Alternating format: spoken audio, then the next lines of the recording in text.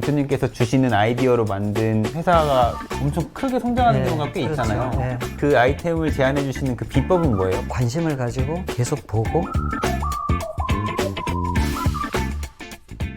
네, 두 번째 사연자도 비슷한 형태로 예비 창업을 준비하고 계시고 그리고 현재는 직장에 계신 분인 것 같은데요. 네, 제가 사연을 다시 한번 읽어보겠습니다. 현재 저는 스타트업에서 사업 개발 역할로 일하며 권도균 대표님께서도 추천해주신 스텔스 창업을 준비 중에 있는데요. 투자사들을 만나서 피드백을 받았을 때 초기 단계에서 서비스보다는 팀에 대한 중요성을 훨씬 더 강조를 많이 하셨었고 팀 세팅에 조금 더 힘을 실으라는 피드백을 받았습니다.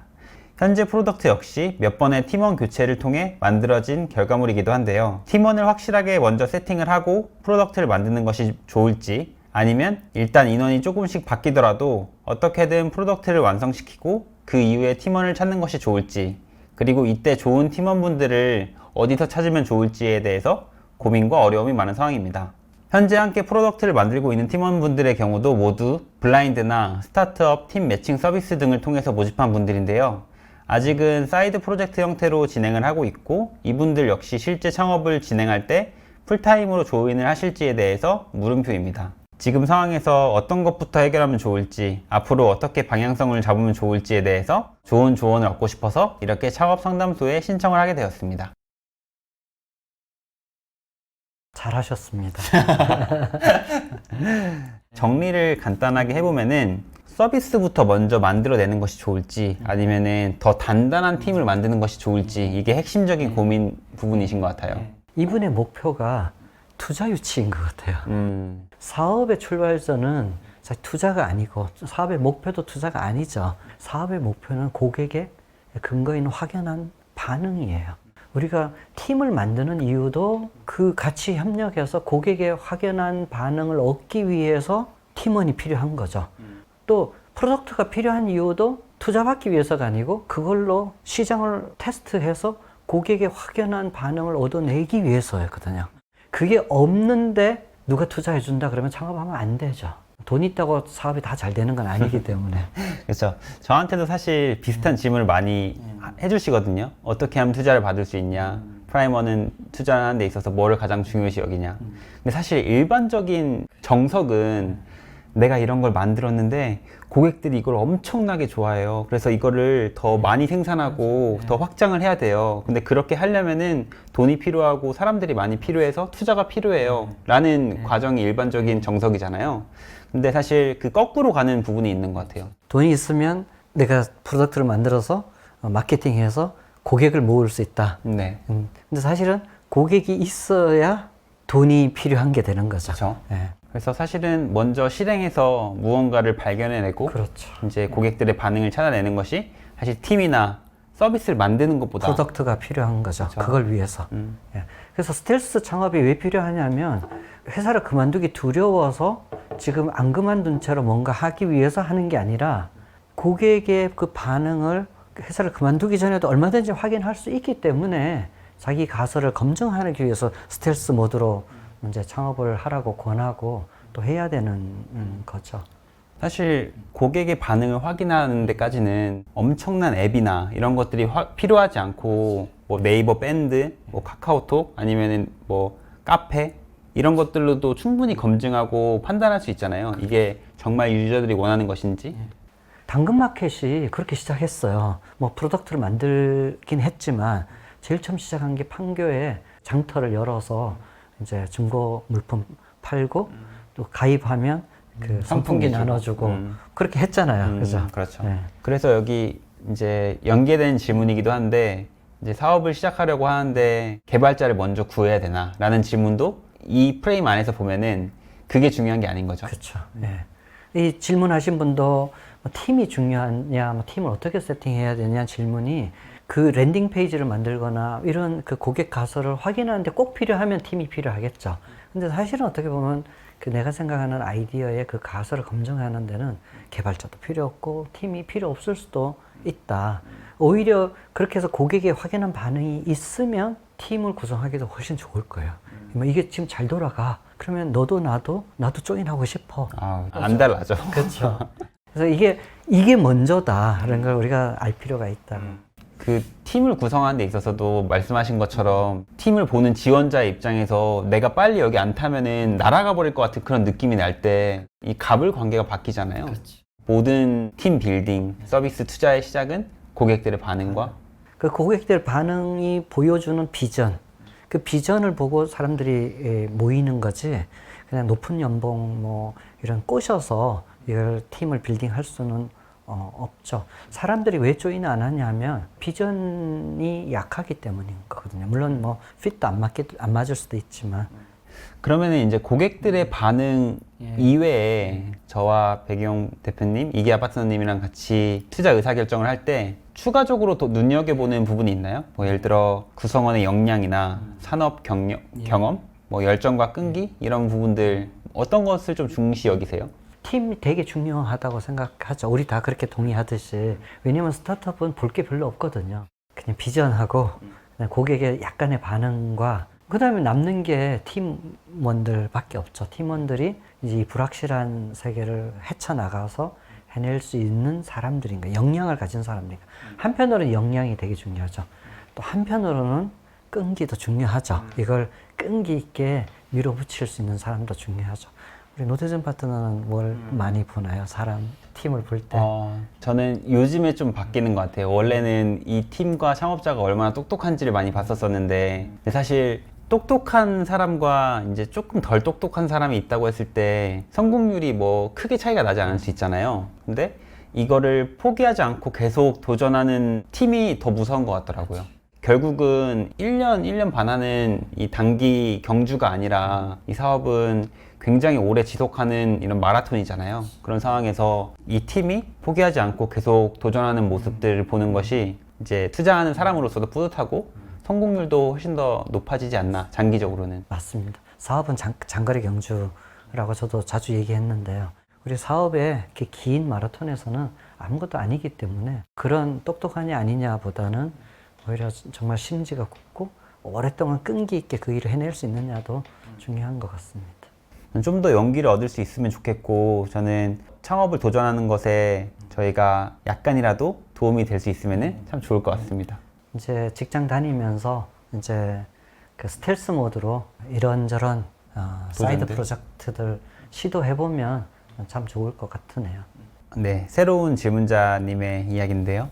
회사 재직 중에 업무로 했던 프로젝트를 아이템으로 창업을 준비하고 있습니다. 현 회사의 자회사로 독립할지 아니면 아예 별도 회사로 만드는 게 좋을지 고민됩니다. 그리고 사업 초기에 투자가 중요한 것인가요? 만약 중요하다면은 예를 들어 컨텐츠 사업의 경우에는 투자를 받으려면 어떤 기준을 충족해야 하는 것인지도 궁금합니다.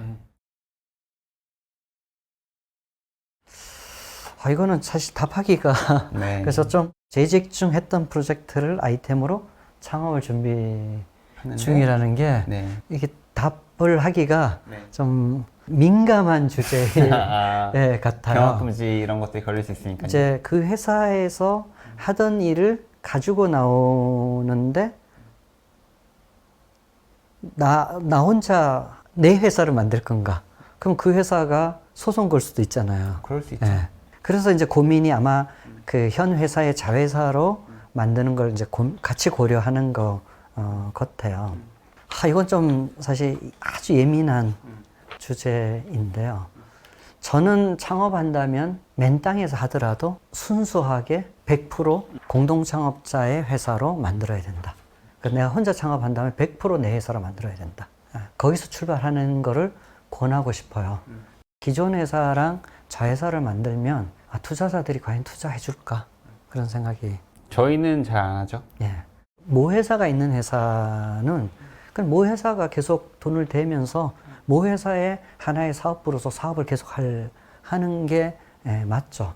그래서 아주 커져서 정말 그 커지면 재무적 투자자든 투자할 수 있을 것 같아요. 근데 모 회사의 자회사이면 모 회사가 초기에 그 사업의 검증을 모 회사가 하는 게 맞는 것 같습니다. 뭐 사업부가 아주 큰 뭐 카카오에서 무슨 사업부를 분사시킨다 이런 건 좀 다른 이야기인 것 같고요. 네, 이미 검증된 비즈니스니까. 그렇죠. 이제 사업을 처음 시작하는 단계에서는 이런 정석적인 성장은 자회사가 아닌 100% 자신과 공동 창업자들의 회사로 시작하는 게 맞다. 차라리 그 아이템을 맨 땅에서 다시 개발하는 한이 있더라도 그렇게 하는 게 전 더 좋은 출발선이 되는 것 같습니다. 근데 직장인일 때는 사실은 그 뭐라고 해야 될까요?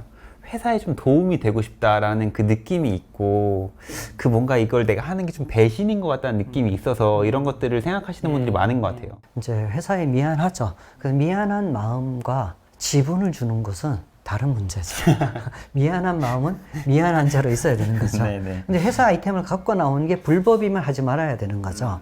근데 내가 갖고 있는 기술로 내가 독립해서 내 사업을 하는 것은 저도 그랬죠. 제가 데이컴 다닐 때 개발했던 암호 인증이나 어떤 전자지불 기술을 물론 그 소스를 가져와서 개발한 건 아니죠.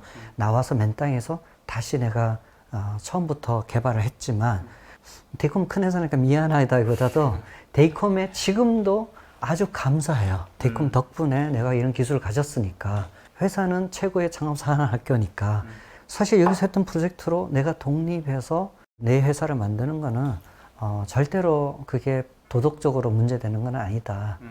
사실은 태준 파트너도 시장의 그 확연한 반응, 그 남이 만든 페이스북 그룹에 그걸 보고 창업을 한 거잖아요. 아, 그렇죠. 본인이 그 증거 장본인이기도 맞아요. 하고요. 그래서 저는 처음에 네이버 카페랑 페이스북 페이지를 만들었었고 근데 그게 정말 사람들이 쏟아져 들어오는데 살면서 본 반응을 넘어섰었어요. 그래서 페이스북 페이지가 한 전체 학교 확장하면은 30만 명 정도 커졌었고 그걸 보고 이제 서비스를 그 당시에 만들기 시작했었죠. 2017년에. 와, 그래서 그때 30만 명이면 엄청나다. 네. 페이스북 유저. 그래서 2달 만에 만들었고 반응을 확인하고 서비스를 만드니까 사실은 유저가 어떤 기능을 원하고 어떤 것이 필요하고 안 필요한지 알 수 있었잖아요. 그래서 금방 그 새로 만든 서비스도 유저가 많이 붙었고 그래서 이제 저희가 프라이머에서 첫 투자를 받을 수 있었죠. 네. 그 앞에 과정이 없었으면은 좀 힘들었을 것이라고 생각해요. 얼마 전에 한국을 뜨겁게 달군 샘 알트만 이 Y 컴비네이터 프레지던트로 있을 때 이제 스타트업 스쿨 강의에서 샘 알트만이 한 얘기가 있어요. 아이디어가 먼저고 창업은 그 다음이어야 된다. 근데 미국식의 용어에서 아이디어는 제가 말한 그 고객의 확연한 반응이에요. 창업을 먼저 해놔놓고 뭘 하지? 하면 이미 함정에 빠진 거죠. 그래서 고객의 그 확연한 반응, 우리 노태준 파트너가 했던 그 고객의 확연한 반응을 얻고 나서 그 다음에 프로덕트를 만들고 창업을 해도 저는 늦지 않다라고 생각합니다. 창업을 준비하시는 분들이 주로 고민하는 아이템 발굴 방법이 궁금합니다. 라는 질문입니다. 샘 엘트만이 한 얘기를 다시 해야 되겠네요. 창업이 우선이고 네. 창업하기로 하고 뭐 하지? 하면 이미 함정에 빠졌다. 저는 그런 분들 창업하지 말라고 일단 권하고 싶어요. 그냥 회사에서 회사 일 열심히 하면서 기회를 발견하려고 열심히 일해라. 그래서 기회가 발견되면 그 아이디어가 나오면 있으면 그때 창업을 고민하면 된다. 그래서 창업하기로 먼저 결정하고 뭐 하지 고민하는 거는 위험하다라는 생각이 들고요. 저희 투자한 회사들 중에 잘 안 돼서 피보팅 해야 피보팅 해야 돼서 찾아오는 경우 있잖아요. 그쵸. 그때 사실 대표님께서 주시는 아이디어로 만든 회사가 엄청 크게 성장하는 경우가 꽤 있잖아요. 예. 그런 분들은 진짜 기술 있으면 저 찾아오시던데. 그러니까 그때 그 아이템을 제안해 주시는 그 비법은 뭐예요? 그것도 그냥 계속 세상에서 기회의 창을 발굴하시고 그렇죠. 계시던 거예요? 예, 그렇죠. 저도 관심을 가지고 계속 보고 배우고 사람 만나면서 아까 노태준 파트너가 다른 사람이 페이스북 그룹을 만든 걸 보고 저거 기회다라고 본 것처럼 계속 관심을 가지고 식당에 가서 밥 먹으면서도 관심 있게 보고 교수님하고 얘기하면서도 관심 있게 이게 사업의 기회가 있을까 이런 생각을 계속 하거든요. 그러면서 한 개, 두 개 이렇게 사업 아이템을 이제 머릿속에 있죠. 근데 저는 뭐 제가 사업을 다시 할 건 아니기 때문에 지금 한 100개 정도 쌓여 있으신가요? 100개까지는 안 되고 그래도 최소한 한 5개, 10개 정도는 머릿속에 있는데 이제 적합한 사람을 만나면 제안하죠. 제안한 재미있는 게 제안해도 또 그 사람이 그걸 받아들여야 되고 받아들여도 그걸 할 수 있는 역량이 있어야 되는 거니까 아무리 좋은 아이템도 자기가 싫으면 못 하더라고요. 안 하더라고요. 그래서 저는 아직도 마음속에 뭐 여러 가지 것을 가지고 이제 사람들, 창업자들 만나면 이렇게 제안해 주기도 하고요. 근데 이미 이제 창업을 했는데 아이템이 애매해서 피보팅 해야 된다. 어떻게 해야 되냐? 아이템 어떻게 찾냐? 물속에는 붕덩 뛰어들었는데 네. 수영을 어떻게 배워야 되냐? 이거죠. 그런 분들한테 권하고 싶은 거는 일단 캐시번을 확 줄여야 된다. 정말 길게 봐야 된다. 돈을 진짜 안 쓰려는 안 써야 거죠? 된다. 그 월 번을 줄여서 어쨌든 바퀴벌레 모드로 살아남는 모드로 바꿔야 된다. 그 다음에 뭘 해야 되냐면 꾸준히 어떤 기회를 아주 린하게 돈 안 쓰면서 실험하는 일, 이것도 테스트해보고 저것도 테스트해보고 탐색을 꾸준히 내가 갖고 있는 돈이 떨어지기 전에 내가 몇 번 탐색할 수 있느냐, 이거를 해보라고 좀 권하고 싶어요. 제가 담당한 팀한테 대표님이 저기 동남아 가서 좀 지내라고 그렇죠. 하시더라고요. 예. 캐시번을 줄여야 되니까 한국 있으면 물가도 비싸니까 네. 저 동남아에 아주 싸면 한 명이서 한 80만 원이면 럭셔리하게 살 수 있더라고 보니까요. 끊임없이 탐색하는 과정, 그리고 세상에서 관심을 나오는 가지고. 관심을 가지고 목소리에 귀를 기울이는 그런 스탠스가 필요하다는 것. 앞으로 잘 이어지기 위해서는 더 많은 사연이 들어오고 저희가 도움을 드릴 수 있을 만한 이제 이야기가 필요하니까요. 더 많이 예, 창업 상담소 링크, 여기 링크에 좀 더 많이 질문해 주시고 또 많이 사연 올려주시면 또 저희가 발전하면서 좋은 얘기를 나누도록 하면 네. 좋겠네요. 좋습니다. 네, 예. 감사합니다. 네, 감사합니다.